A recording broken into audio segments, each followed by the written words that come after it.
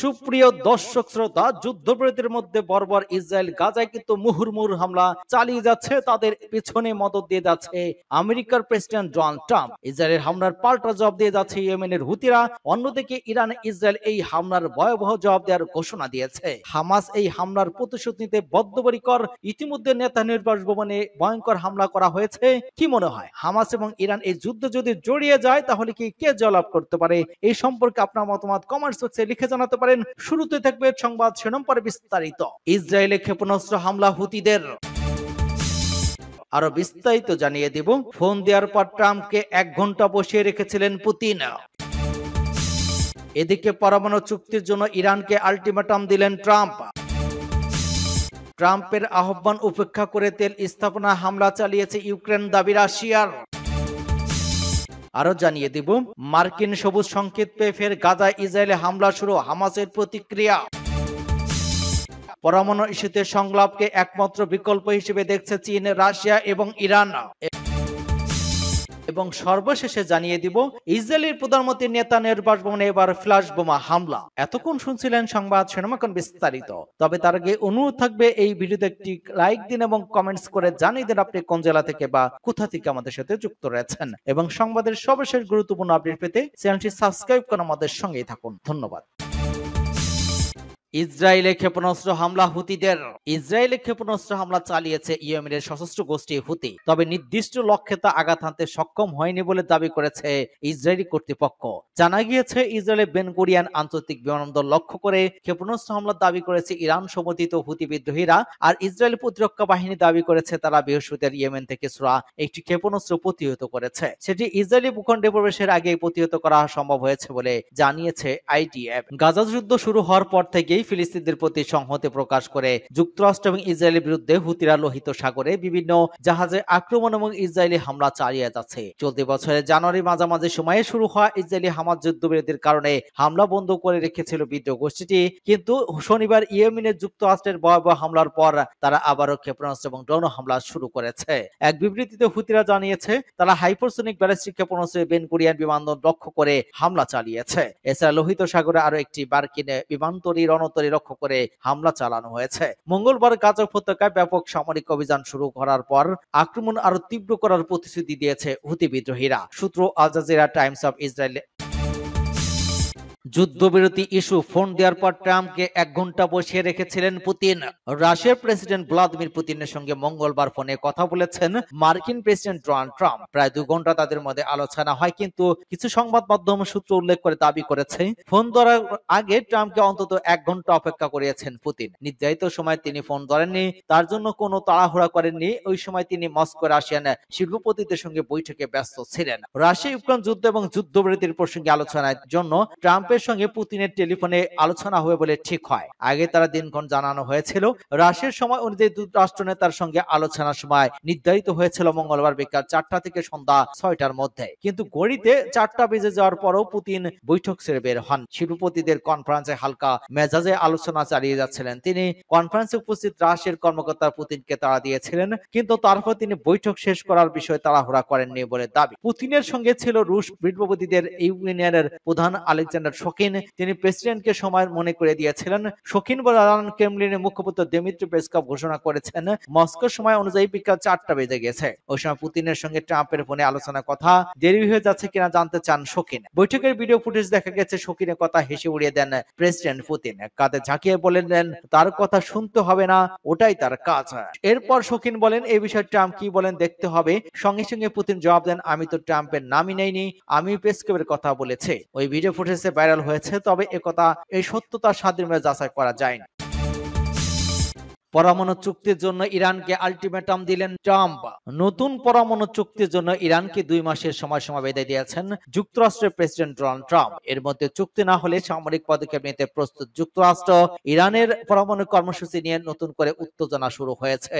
সম্প্রতি পরমাণু বিষয়ক আলোচনা প্রস্তাব দিয়ে ইরানের সর্বোচ্চ ধর্মীয় নেতা আয়াতুল্লাহ আলী খামেনিকে একটি চিঠি পাঠান মার্কিন প্রেসিডেন্ট ডোনাল্ড ট্রাম্প। তবে ওই চিঠি প্রত্যাখ্যান করেন খামেনি। ইরানের সরকার বার্তা সংস্থা ইরানের উদ্ধৃতি দিয়ে এএফপি এই খবর জানায়। এপি জানিয়েছে চিঠি প্রত্যাখ্যান করায় খামেনিকে 2 মাসের আলটিমেটাম দিলেন ট্রাম্প। এক্সিওস জানায় 2 মাসের মধ্যেই নতুন পারমাণবিক চুক্তি না হলে তেহরানের পারমাণবিক অবকাঠামোতে সামরিক হামলা চালানোর হুঁশিয়ারি দিয়েছেন ট্রাম্প। ওই পদক্ষেপের লক্ষ্য করে ইরানকে চাপ প্রয়োগ করা এবং পারমাণবিক কার্যক্রম পুরোপুরি বন্ধ করা হয়েছে বলে জানিয়েছে গণমাধ্যমটি।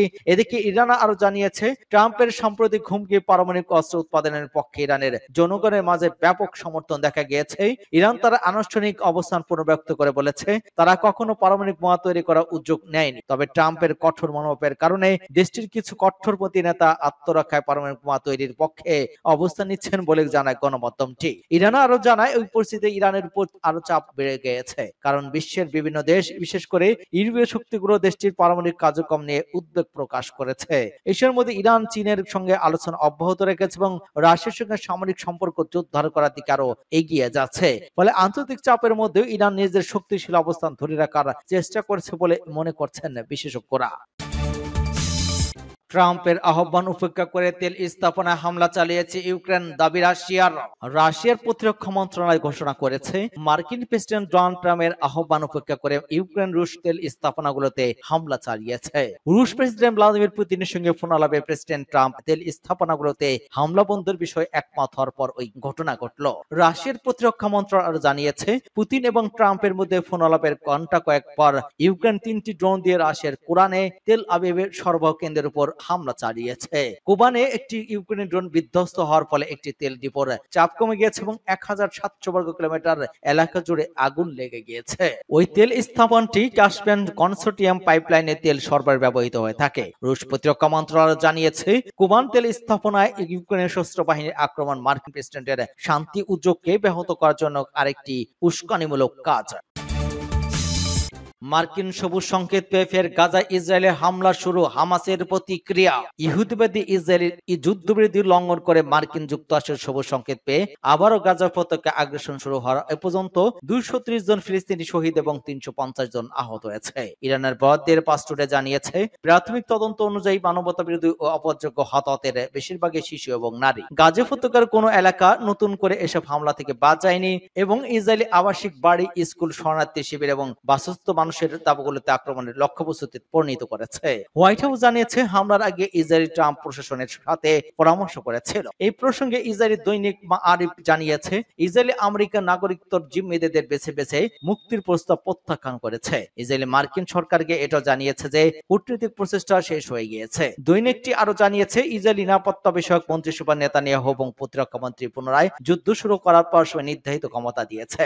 এদিকে আজ মঙ্গলবার বিভিন্ন সংবাদ সূত্রে জানা গিয়েছে ইসরায়েল গাজার উপর পুনরায় হামলা শুরু করেছে। নেতানিয়াহু দপ্তর থেকে দাবি করা হয়েছে যে হামাস যুদ্ধবিরতি বাড়ানোর জন্য যুক্তরাষ্ট্রের প্রস্তাব প্রত্যাখ্যান করার পর ইসরায়েল তাদের সামরিক অভিযান পুনরায় শুরু করেছে। এদিকে গাজা উপত্যকা নতুন করে ইসরায়েল আগ্রাসনের প্রতিক্রিয়ায় ফিলিস্তিনি ইসলামী প্রতিরোধ আন্দোলন হামাস সতর্ক করে দিয়ে বলেছে যে এই নৃশংস আগ্রাসনের পরিণতির জন্য নেতানিয়াহু এবং ইসরায়েলি নাৎসি সরকার দায়ী থাকবে।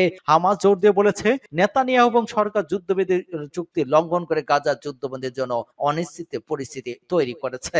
হামাস যুদ্ধবিরতি চুক্তি লঙ্ঘনের ব্যাপারে ইসরায়েল সরকার এবং নেতানিয়াহুকে জবাবদিহি করতে মধ্যস্থতাকারীর প্রতি আহ্বান জানিয়েছে।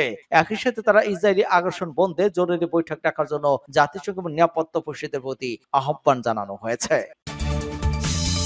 পরমাণু ইস্যুতে সংলাপকে একমাত্র বিকল্প হিসেবে দেখছে চীন, রাশিয়া, ইরান। ইরানের পরমাণু ইস্যু নিয়ে শুক্রবার বেইজিং এ চীন, রাশিয়া এবং ইরানের মধ্যে ত্রিপক্ষীয় বৈঠক অনুষ্ঠিত হয়েছে।